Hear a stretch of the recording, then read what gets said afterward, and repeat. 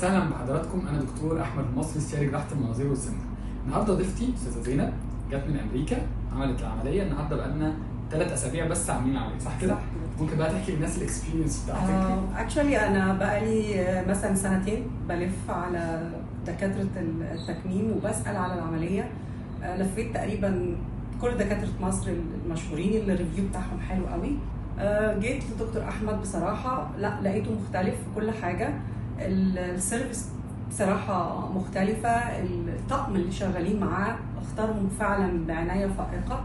مش عايزه اقول لكم انا قبل العمليه كنت ازاي، دي هدومي بعد العمليه بعد 3 اسابيع. بس العمليه كمان انا لو يعني كان نفسي افرجكم هو ازاي بيقفل العمليه بتاعته. اولا لايك سكراتش بس تقفيل ممتاز، انا اخدت كمان من غير درنقه.